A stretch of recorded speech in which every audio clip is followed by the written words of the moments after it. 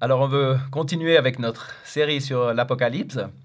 Puis la dernière fois, on avait commencé par regarder ce petit mot qu'on trouve au début du chapitre 1 de l'Apocalypse, bienheureux, qu'on est des bienheureux si on lit la parole, si on comprend ce qu'elle nous dit, si on réalise que le jugement va venir, et qu'on en tire les conséquences pour nous-mêmes. Puis peut-être on va commencer cette vidéo pour donner 2-3 indications sur les quelques premiers chapitres de l'Apocalypse. Parce que l'Apocalypse, elle commence par parler beaucoup plus de l'Église, en fait, et pas tellement des jugements, mais elle parle... L'Église, en fait, c'est la chrétienté. C'est la chrétienté, on peut dire de manière... plutôt vu sous son angle de chrétienté responsable devant Dieu. Et puis Jésus est là, puis il est aussi comme juge. Parce que l'Apocalypse, c'est vraiment un livre qui parle du jugement. Alors, il vient comme juge dans l'Église. C'est une vision qui est très impressionnante pour Jean, Jean, celui qui a écrit l'apôtre Jean, qui a écrit l'Apocalypse. Il tombe aux pieds de Jésus comme mort. Et puis, Jésus lui parle, et puis il le redresse, et tout. Et puis, en fait, on voit, ça, c'est dans le chapitre 1. Puis après, on a le chapitre 2 et 3, qui sont des lettres, en fait, adressées par le juge, Jésus-Christ, à cette église qui représente en fait l'ensemble de la chrétienté, on peut dire, et puis qui représente aussi l'histoire de l'église à travers les âges, depuis la Pentecôte, juste après la crucifixion du Seigneur, après son élévation dans le ciel, jusqu'au moment qui suit. Et puis ça, on peut dire, c'est les moments apocalyptiques, ou bien le grand jugement qui va venir et qui suit. Après, ça commence au chapitre 6. Il y a encore les chapitres 4 et 5 qui forment une transition et qui montrent qu'est-ce qui se passe dans le ciel, en fait, après ces 3 premiers chapitres qui sont plutôt orientés sur l'Église. Mais à partir du chapitre 6, d'ailleurs, on ne voit plus du tout parler de l'Église. L'Église n'apparaît plus. Exactement, mais il faut juste, peut-être pour certains, c'est pas tout à fait simple, mais en fait, l'Église, dans la parole, dans la parole, en fait, dans la Bible, c'est pas peut-être ce qu'on appelle aujourd'hui l'Église. L'Église veut tout simplement dire tous les chrétiens ou ceux qui s'appellent chrétiens, suivant qu'elle. Dans l'Apocalypse, c'est plutôt ceux qui se nomment chrétiens, qui sont vus. Parce que quand nous on parle de l'Église, c'est ça qu'on entend. Dans ce cas-là. C'est juste. Alors, voilà, simplement pour montrer que d'abord, il y a cette partie qui parle prophétiquement de l'histoire de l'Église.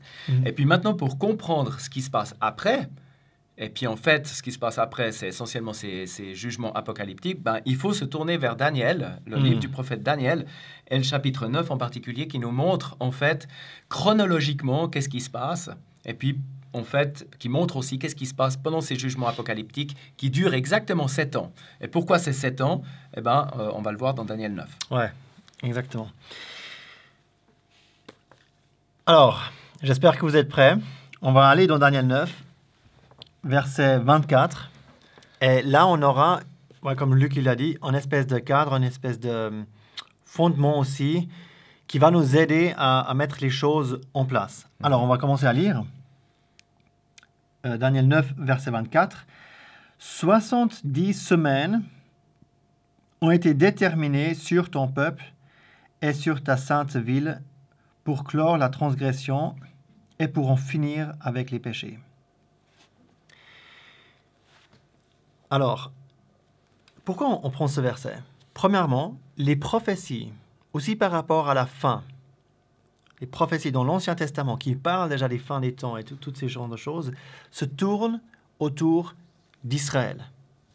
Dieu a choisi Israël, un peuple parmi d'autres peuples, et les prophéties aussi, ce qui se passera, est centré, on peut dire, se parle autour d'Israël. C'est par rapport à Israël.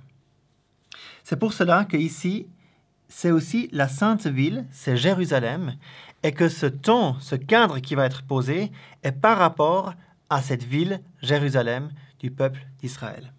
OK. Ouais, puis c'est aussi déterminé sur ton peuple. C'est déterminé sur Israël. Oui, exactement. Voilà. Déterminé sur ton peuple. Et sur la sainte ville. Exactement. Excellent.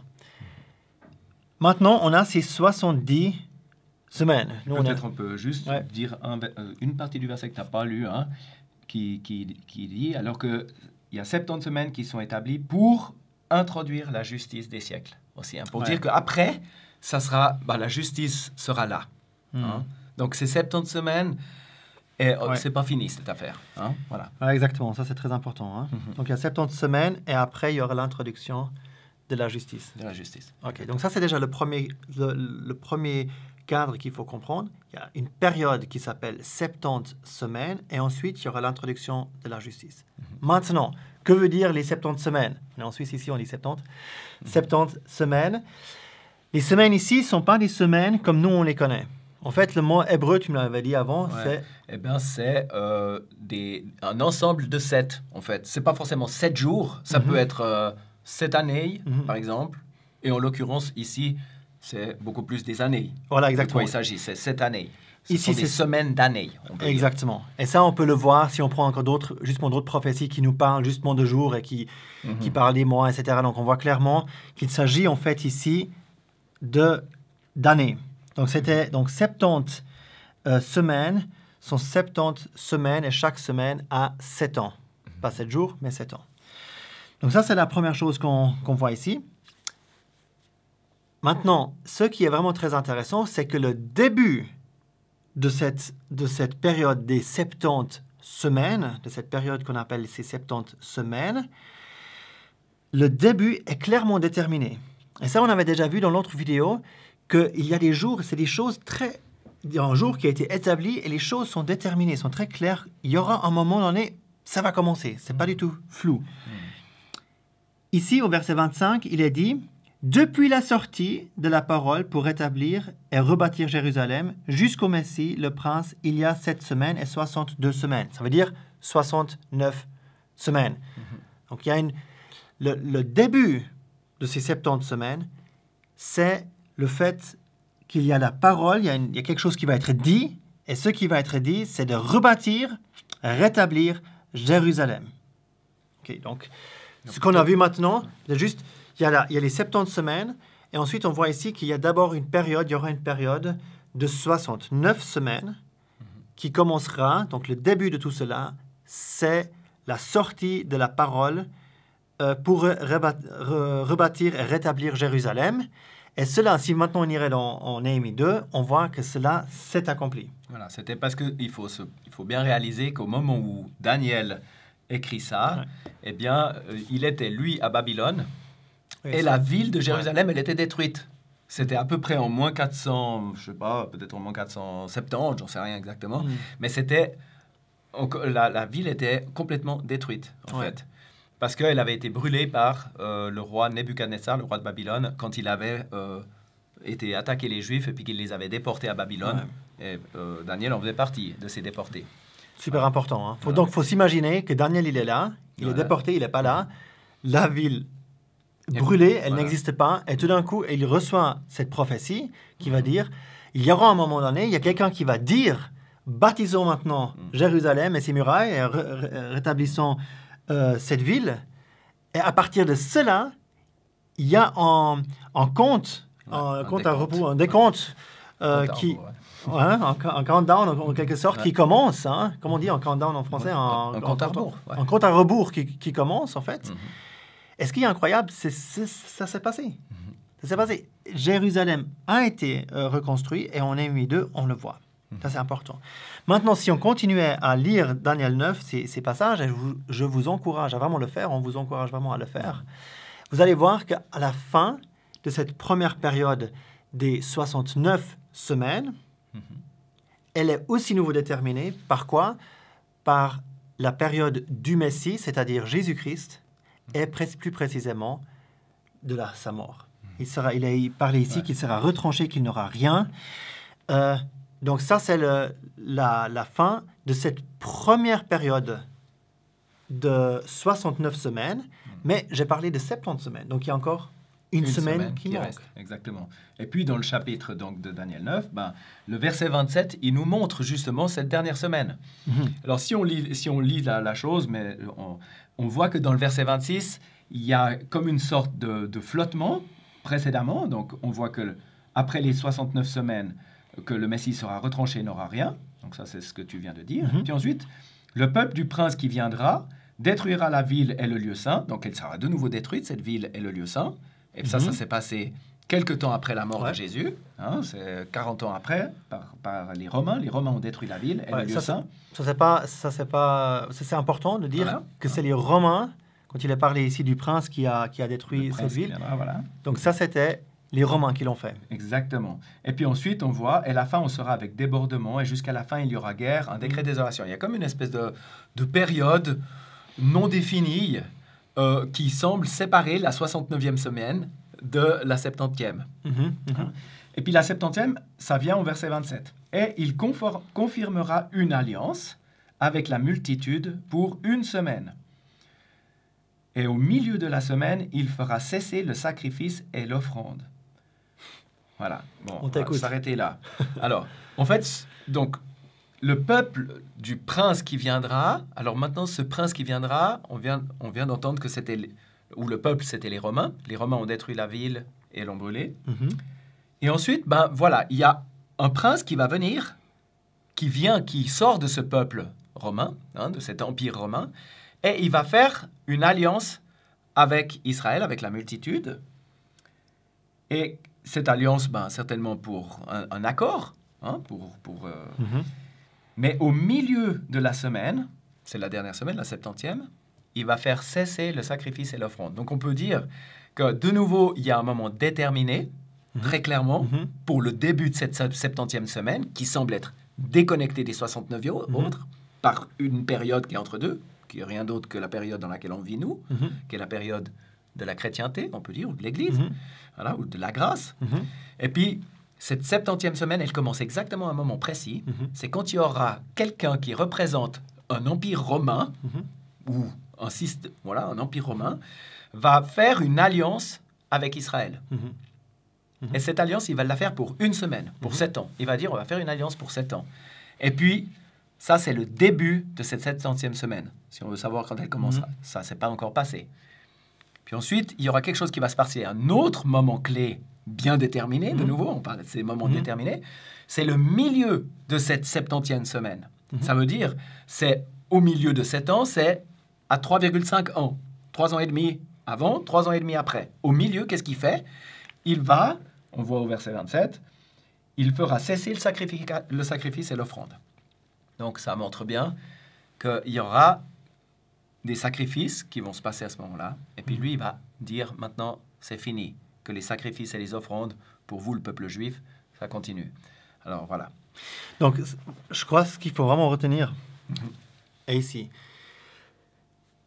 Bon, tout ce que moi j'avais dit juste avant, donc le début de la reconstruction de Jérusalem jusqu'à la mort du Messie, on a vu, ces choses se sont établies.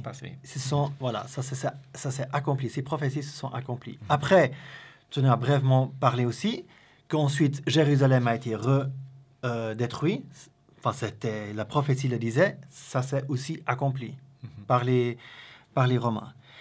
Et maintenant, il y avait un peu ce flou, je crois que tu disais. En tout cas, c'est détaché. La dernière période, cette dernière semaine, elle est un peu détachée des 69 autres semaines qu'on a déjà vues maintenant, qui se sont accomplies. Entre-temps, il y a cette période dans laquelle on vit maintenant. Mais cette dernière semaine, elle est encore à venir. Donc, ce que Luc vient de dire, c'est des choses qui vont encore venir. Pourquoi c'est important? Parce qu'aujourd'hui, tu parles d'une alliance avec Israël. Mais vous savez, Israël devait donc devait revenir. Ouais. Ça fait pas si longtemps que ça, en fait, qu'Israël existe. Nos grands-parents, ils ont vécu ça. Ouais, tout à fait. Il y avait pas Israël, c'était en 1948. En 1948, ouais. Que Israël a été formé. Ouais. Donc ça, c'est une première chose. Donc si nos grands-parents, ils ont lu cela, ils se disaient, ouais, mais attends, il doit y avoir une alliance entre l'Empire romain et Israël, mais Israël n'existe même pas. Et tout d'un coup, 1948, Israël est recréé, bam. Donc aussi une partie entre les lignes, on est d'accord, de cette prophétie, c'est aussi réalisé il n'y a pas très longtemps. Ensuite, l'Empire romain doit être reconstitué. Ouais. C'est quoi l'Empire romain? Allez une fois sur Google, vous tapez Empire romain, et vous allez regarder à quoi ressemblait l'Empire romain. Alors, l'Empire romain a pris différentes formes, il y a différentes on ne va pas parler dans les détails, mais l'Empire romain, c'est pas en Amérique du Sud, c'est pas en Afrique, c'est pas en Asie. Ça se tourne en gros autour de l'Europe. Et si on voit l'Empire romain, qu'est-ce que c'était? C'est fondamentalement, ça ressemble déjà beaucoup à ce que c'est l'Europe aujourd'hui. Donc, l'Europe, il faut aussi savoir, peut-être il y a des jeunes qui regardent, mais nous, on a vécu que l'Europe s'est fondée. En tout cas, l'euro, moi je me rappelle quand l'euro a été introduit. Et ce qui est aussi intéressant, où est-ce que l'Europe a été fondée? Quels sont les premiers traités? Si on regarde ça, vous pouvez regarder sur Wikipédia. Voilà, je l'avais trouvé sur Wikipédia. Si on regarde l'Union européenne, eh bien, historiquement parlant, il y a une petite partie histoire. Il y a 3 traités qui sont mentionnés. Et le premier traité, c'est le traité de Rome. C'est le traité de Rome. Donc l'Union européenne, elle a été fondée à Rome, par un traité qui a pris sa validité le 1er janvier 1958. Et puis ensuite, il y a eu, en 1993, l'Union européenne qui est apparue, puis l'euro en 2002. Exactement. Mais c'est intéressant quand même que ce système européen, il a commencé par un traité de Rome. Exactement. Et donc ça, il faut se rendre compte que ces choses, elles parlent de certains empires. On se dit, mais c'est absolument... Il y avait quelques années encore, on aurait dit, mais arrêtez de parler de ces genres de choses. Et je crois aussi qu'il y a d'autres politiciens à l'époque, enfin qui avaient ces visions de l'Europe et qui disaient clairement, qui parlaient carrément de l'Empire romain. Il faudrait que je vous cherche les sources là, je ne les ai pas maintenant sur la main, mais j'avais entendu ça une fois, que certains voyaient cette force de l'Empire romain et disent, nous, Europe, on doit devenir fort par rapport aux autres agents politiques et économiques, etc., pour être une concurrence. On doit reconstituer cet empire romain qui a existé une fois. Et fondamentalement, c'est l'Europe. Alors, l'Europe va certainement prendre encore d'autres formes. Ce n'est pas encore la forme, je pense, finale telle qu'on a là aujourd'hui. D'ailleurs, il y a encore des guerres, il y a des choses qui se passent encore. Avec l'Ukraine, on ne sait pas trop où l'Ukraine va se placer. Mais fondamentalement, c'est quand même ça. Et puis, peut-être que... Pourquoi on parle de Rome, encore une fois, ça vient de ce verset de Daniel 9 qui dit « Le peuple du prince qui viendra détruira la ville ». Ça, on le sait que cette ville, elle a été détruite par l'Empire romain. Je le redis juste pour que ça soit de nouveau bien clair. C'est l'Empire romain qui a détruit Jérusalem après la crucifixion de Jésus. Donc les 69e semaines, après les 69 semaines, destruction de la ville. Et puis, on peut dire le peuple d'Israël a été ensuite dispersé partout dans le monde. Qui a fait ça? C'était les Romains. C'est pour ça que c'était... Et là, il dit au verset 27 que c'est ce prince de ce peuple qui viendra et qui confirmera une alliance pour une semaine. Donc, ce peuple du prince qui viendra, donc c'est le prince du peuple qui viendra, c'est le prince de Rome. Un prince du peuple de l'Empire romain. De l'Empire romain qui est l'Europe aujourd'hui. Qui est l'Europe aujourd'hui, alors qui prendra sa forme peut-être différente encore de celle qu'on connaît aujourd'hui. Ça dépend du temps qui reste. Mais manifestement, il y aura quelqu'un qui représente cet Empire romain, qui sera un prince, ou une sorte de prince, qui va faire une alliance avec la multitude. Et ce qui est encore intéressant aussi maintenant, toi tu as parlé aussi des sacrifices, etc., ce qui se passera. On n'a pas ça aujourd'hui. Il n'y a pas de temple aujourd'hui à Jérusalem. Il n'y a pas de temple pour Israël, pour les Juifs. Il n'y a pas de temple pour Israël, exactement. Voilà. Il y a des temples partout. Il y a plein de temples, mais pas pour les Juifs. Ils ont juste un mur. Sauf à Jérusalem, ils n'ont pas de temple. Ouais. Mais, exactement comme nos grands-parents, ils ont déjà dit, il y aura une fois en État Israël. Nous, on peut vous dire aujourd'hui, il y aura aussi, à un moment donné, un temple juif à Jérusalem. Avec des sacrifices et des offrandes. Avec des sacrifices et des offrandes. Cela va se passer. Et c'est déjà tout préparé. Il y a des plans, il y a déjà tout qui est préparé. Au moment où ils ont la place et qu'on leur donne le droit de construire le temple, ça va être fait hyper rapidement parce que tout est très prêt et ils attendent que ça. Ouais, ils veulent absolument... Ça nous semble un peu bizarre maintenant aujourd'hui de penser qu'il y aura à nouveau des sacrifices à Jérusalem, mais il y a plein de Juifs qui attendent que ça, qui veulent que ça. Ouais, il y a une grande langueur parmi les Juifs qu'ils aient leur temple, le centre religieux juif. Aujourd'hui, il y a Jérusalem, ils ont la ville, mais ils n'ont pas le temple. Ils ont juste un mur. Le mur des lamentations, qui est d'ailleurs pas pour rien un mur des lamentations. C'est qu'ils attendent ce moment où c'est fini. Et ça va venir. La Bible, elle dit clairement, il y aura le temple qui va revenir, il y aura le sacrifice et les offrandes qui vont revenir. Et au milieu de cette semaine, eh ben, ce prince va interdire le sacrifice et les offrandes. Donc, il va mettre une fin très abrupte à ce système, à ce rétablissement du temple juif. Ouais. Et en fait, après dans Daniel 9, après que ça a été décrit, donc c'est cette chose des 70, 70 semaines, il est marqué qu'il y aura un désolateur jusqu'à ce que la consomption et ce qui est décrété soit versé sur la désolée. Donc on voit après, ça on va aller plus dans les détails, il est parlé aussi d'abomination aussi. Donc ça c'est des choses qu'on va encore voir plus en détail, mais on voit qu'il y aura des choses catastrophiques, il y aura vraiment une ruine, une destruction totale, on peut dire aussi de nouveau. Il y aura des choses très très graves qui vont venir. Et ça dans la deuxième partie. Dans la deuxième partie des 7 ans, c'est-à-dire les 3 ans et demi qui suivent. Ça. Exactement, dans la dernière partie donc, de cette chose. Hein. On appelle aussi des fois la grande tribulation, les tribulations, mais on va aller plus en détail avec les autres vidéos. Ouais. Qu'est-ce que tu penses? Est-ce qu'il y a quelque chose à ajouter ou bien est-ce que... Non, je pense qu'on peut s'arrêter là pour l'instant.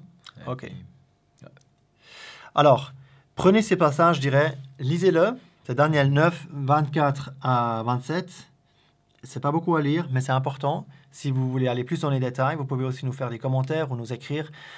Mais je crois que cela donne un cadre. Et puis avec cela, on va vous dire à la prochaine vidéo. Voilà. À bientôt.